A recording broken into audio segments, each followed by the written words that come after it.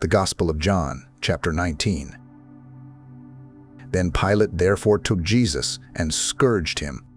And the soldiers plaited a crown of thorns and put it on his head. And they put on him a purple robe, and said, "Hail, King of the Jews!" And they smote him with their hands. Pilate therefore went forth again, and saith unto them, Behold, I bring him forth to you, that ye may know that I find no fault in him. Then came Jesus forth, wearing the crown of thorns and the purple robe. And Pilate saith unto them, Behold the man!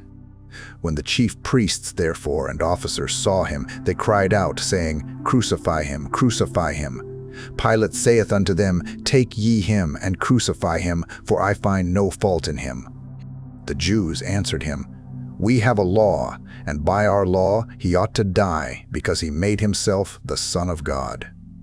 When Pilate therefore heard that saying, he was the more afraid, and went again into the judgment hall, and saith unto Jesus, Whence art thou? But Jesus gave him no answer. Then saith Pilate unto him, Speakest thou not unto me? Knowest thou not that I have power to crucify thee, and have power to release thee?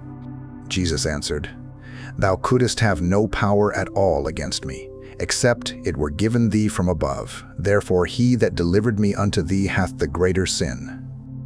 And from thenceforth Pilate sought to release him.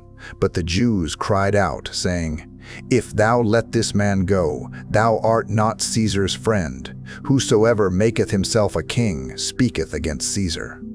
When Pilate therefore heard that saying, he brought Jesus forth, and sat down in the judgment seat in a place that is called the Pavement, but in the Hebrew, Golgotha. And it was the preparation of the Passover, and about the 6th hour, and he saith unto the Jews, Behold your king.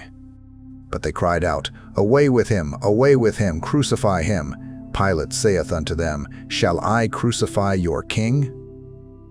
The chief priests answered, We have no king but Caesar.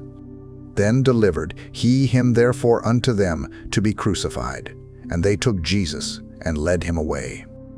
And he, bearing his cross, went forth into a place called the place of a skull, which is called in the Hebrew Golgotha, where they crucified him, and 2 other with him, on either side one, and Jesus in the midst.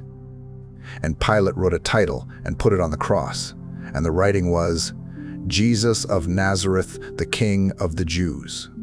This title then read many of the Jews, for the place where Jesus was crucified was nigh to the city, and it was written in Hebrew and Greek and Latin. Then said the chief priests of the Jews to Pilate, Write not the King of the Jews, but that he said, I am King of the Jews. Pilate answered, What I have written, I have written. Then the soldiers, when they had crucified Jesus, took his garments and made 4 parts, to every soldier a part, and also his coat. Now the coat was without seam, woven from the top throughout. They said therefore among themselves, Let us not rend it, but cast lots for it, whose it shall be, that the scripture might be fulfilled, which saith, They parted my raiment among them, and for my vesture they did cast lots. These things therefore the soldiers did. Now there stood by the cross of Jesus his mother and his mother's sister, Mary, the wife of Cleophas, and Mary Magdalene. When Jesus therefore saw his mother and the disciple standing by, whom he loved, he saith unto his mother, Woman, behold thy son. Then saith he to the disciple, Behold thy mother. And from that hour that disciple took her unto his own home. After this, Jesus, knowing that all things were now accomplished, that the scripture might be fulfilled, saith, I thirst. Now there was set a vessel full of vinegar, and they filled a sponge with vinegar, and put it upon hyssop, and put it to his mouth. When Jesus therefore had received the vinegar, he said, It is finished. And he bowed his head, and gave up the ghost. The Jews therefore, because it was the preparation, that the body should not remain upon the cross on the Sabbath day, for that Sabbath day was an high day, besought Pilate that their legs might be broken, and that they might be taken away. Then came the soldiers, and brake the legs of the first, and of the other which was crucified with him. But when they came to Jesus and saw that he was dead already, they brake not his legs. But one of the soldiers with a spear pierced his side, and forthwith came there out blood and water. And he that saw it bare record, and his record is true, and he knoweth that he saith true, that ye might believe. For these things were done, that the scripture should be fulfilled, a bone of him shall not be broken.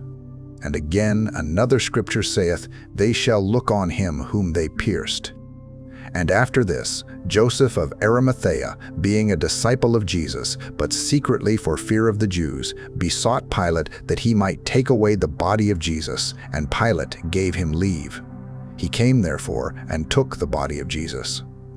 And there came also Nicodemus, which at the first came to Jesus by night, and brought a mixture of myrrh and aloes, about 100 pound weight.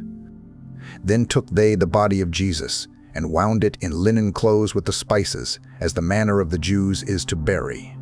Now, in the place where he was crucified, there was a garden, and in the garden a new sepulchre, wherein was never man yet laid. There laid they Jesus therefore because of the Jews' preparation day, for the sepulchre was nigh at hand.